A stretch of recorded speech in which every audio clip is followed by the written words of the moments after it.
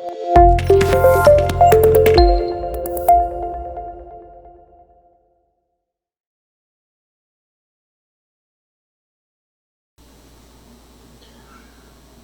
there everyone.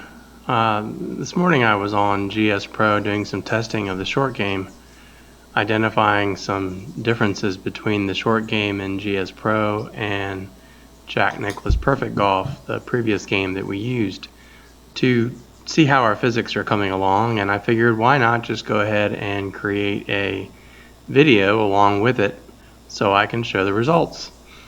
So here's what I did.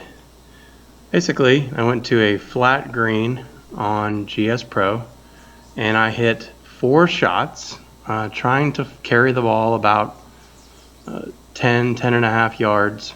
Anything between 9 and 12 yards was fine. And I would write down the carry distance and the rollout distance for all clubs between a lob wedge and an 8-iron. So lob wedge, sand wedge, gap wedge, pitching wedge, 9, 8.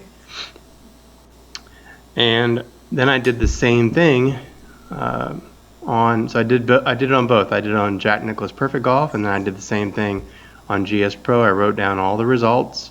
I put them all on a spreadsheet, and I'm going to quickly run through just high speed through the process, and then I'll show the results at the end. Hopefully this is interesting to folks. It was interesting to me. We've been working really hard on getting the physics recipe just right to try to make it as consistent as possible, and let's see how we did.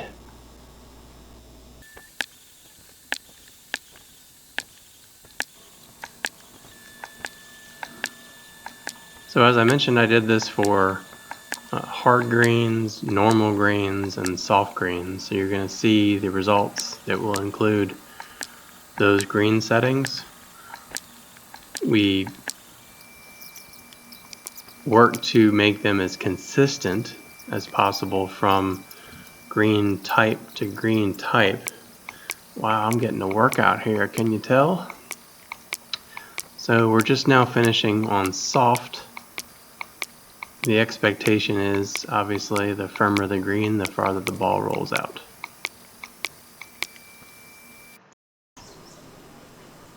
Okay, now we're switching over to GSPro.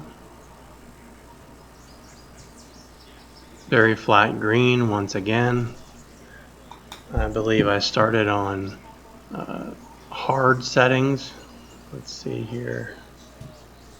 Yeah, hard settings with this is a lob wedge. So again, I'm hitting 4 shots with each club, lob through 8-iron on each type of firmness of green. And I'm just going to go fast forward through the rest of this.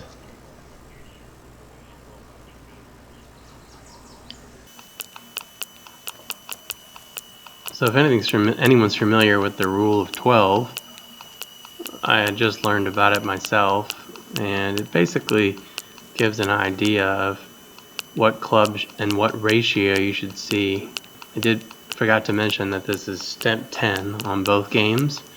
Stemp 10 actually is a little faster on JNPG than GSPro, so I think the ball would actually roll out further on GSPro if that were the case. So let's take a look at the results. Okay, so here's what we're looking at. This is for JNPG to start with, Perfect Golf. And if you look at the numbers, these are averages. Again, 4 shots each club for soft, normal, and hard conditions. If you all remember, we typically played on soft conditions on JNPG, and as you can see, the numbers for soft and for normal on chip shots on the short game are actually very close. They're very similar. The normal conditions were very difficult to hit iron approach shots into greens, though. They didn't hold very well at all. And we tried to make soft on JNPG similar to normal on GSPro. As you can see, we've got some pretty level numbers between soft and normal, and then pretty extreme jumps in each case for the hard conditions. Now let's take a look at GSPro.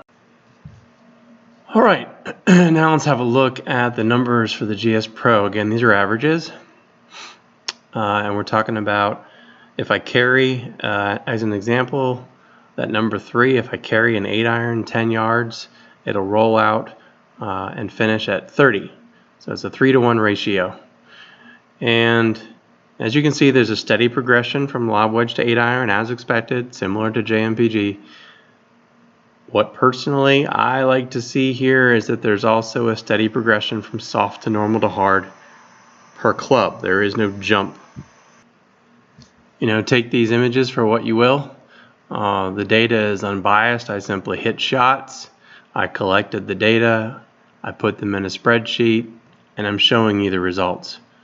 I personally am quite happy with the results that I'm seeing on the GSPro. If for some reason you think differently, leave a comment. Let me know. If there's something else I can show, let me know. But I think these numbers really speak for themselves, and a testament for the work that's been done to build this recipe out. Alright, now I'd like to move on to one other very specific shot. This is something that really bugged me in Nicklaus Perfect Golf. You would be in a bunker beside a green, and you would hit a shot, and the result was not exactly as expected. So I'm going to put myself in a position on a hole that may be familiar to some, in a bunker, hitting some sand shots up to the green. You can see there's considerable height difference there, and I'm hitting it towards that other bunker, a little left of that other bunker. Just small sand shots. This is a very narrow green. And just watching the bounce and the rollout to see if anything looks off or wrong.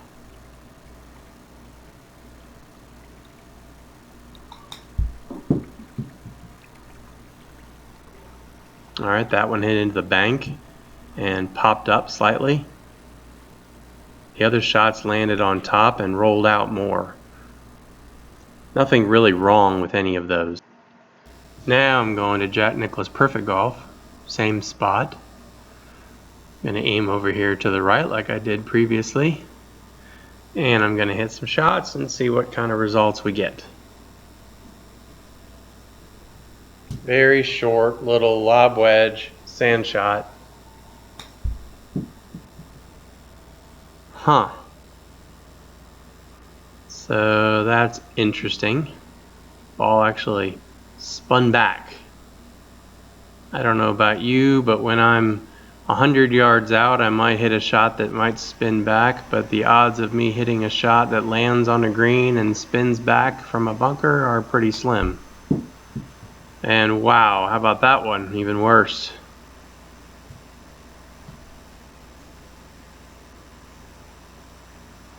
Nothing drove me more crazy than that particular shot in this game, because as you can see, I hit that shot just a few feet longer and the ball checked up to 5 inches. You either end up 5 inches or you end up with backspin. I've been known to stay in a bunker way too long from that spot. So I just thought I'd throw that out there as well.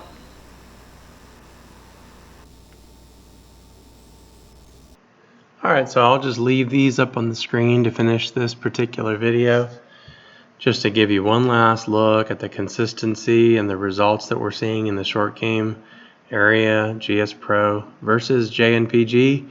Please like, comment, subscribe, and let me know if you'd like to see anything beyond this. Thank you for watching.